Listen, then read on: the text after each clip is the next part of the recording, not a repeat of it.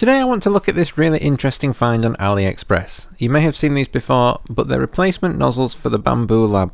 And the unique selling point of these, aside from being slightly cheaper at £3.60 compared to the normal original Bambulab ones, is that the nozzle on the end is replaceable, so you just have to replace the tip if you have a problem with your nozzle.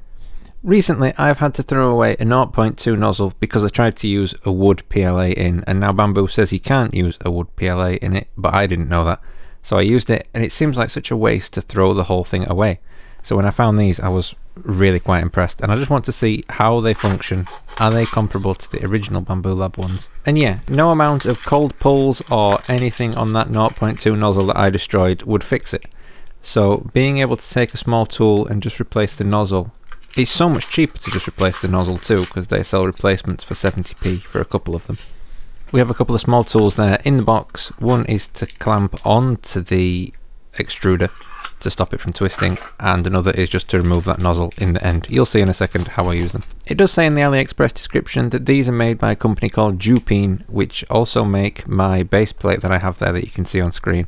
And I love that thing. I have no problems with it. It costs £15, but it is rock solid. And they're a Chinese company that you can find all over AliExpress. A lot of people on the 3D printing subreddit and stuff talk quite highly about Jupine. But this isn't an advert. I don't get paid by Jupine. I just care about what is good and what works for me at the end of the day. So you should be able to see better now how this functions. It's a little bit tough to undo at first, but once you get it going, you can just untwist it with your fingers. And you can see basically that is the replaceable element there, that little nozzle in the end.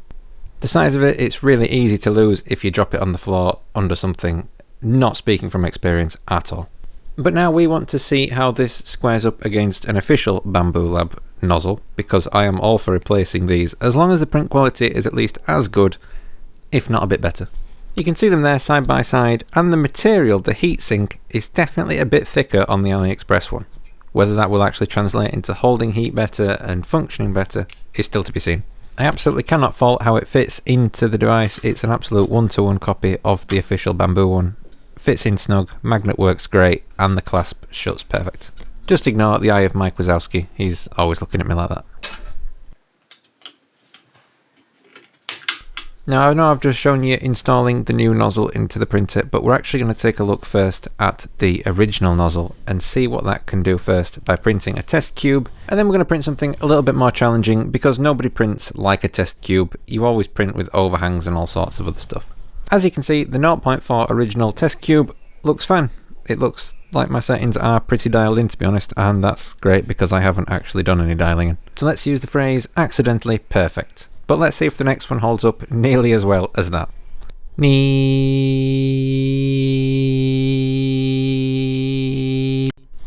that was a very genuine time-lapse sound. But anyway, the actual print itself looks okay on the surface, but there's a lot of parts here that are not moving and haven't actually printed correctly. You can see here just quite how bad it's travelled. I couldn't actually pull this open at first. I wasn't aware this was supposed to come apart until I printed the second one later. And then I went back and I was like, that's supposed to move. So my original Bambulab nozzle at my current settings completely failed on this one. It did really well on the cube at the top though, with the overhangs and stuff, which I am quite impressed by. But let's move on to the new nozzle test and see what it's capable of.